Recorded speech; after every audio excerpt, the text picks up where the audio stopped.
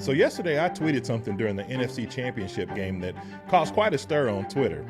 But I'm sure it's something that while watching the game, a lot of Panther fans might have been thinking in the back of their mind. Let's talk a little bit further about it today on the One Carolina Show.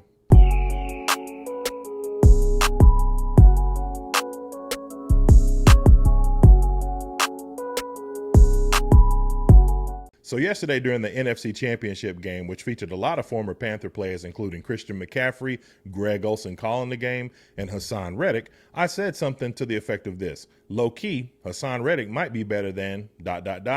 Never mind. Well, I think left to the imagination, we can pretty much know who I was talking about. Brian Burns. But I wanted to have a more objective look into this and see if there's any merit to it, or if it's just simply fanship. Let's take a further look. Since entering the league in 2017, Haason Reddick, who spent most of his time at DN and inside linebacker, didn't really get an opportunity to flourish until the 2020 season, where he posted 12.5 sacks after a move to outside linebacker, including 5 sacks in one game. When brought to Carolina, he saw more consistency with 11 sacks and has topped that this year with 16 sacks, including 2 in this year's championship game. Brian Burns, who himself has spent time moving positions, has also saw an increase in production over the course of his 4-year career, finally eclipsing double-digit sack mark this past season, and is on a path that we hope leads to more consistency.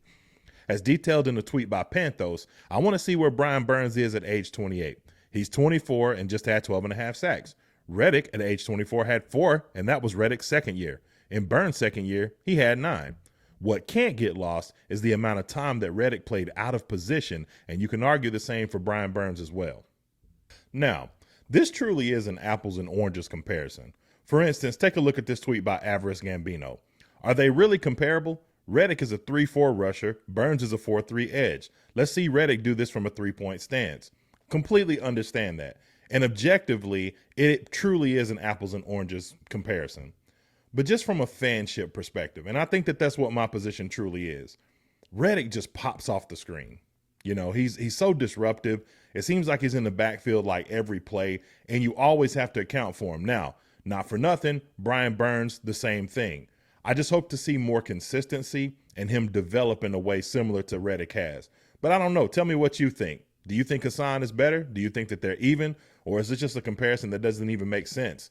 Either way, I'm riding for the home team, and I do have to say this.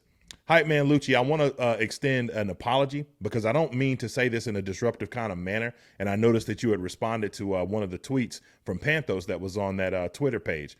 I don't want to come off as someone who is, being disruptive or anything like that, because I do have a high level of respect for Brian Burns and what he does for this organization. Plus, as a man with brothers, regardless, I'm riding for my brother, ride or die, and I have nothing but respect for that. But tell me what you guys think below. Do you think that this is crazy, or do you think that there's some merit to it? Make sure to like and subscribe. Hit the bell notification so you never miss a video. I'm John from the One Carolina Show. Keep pounding.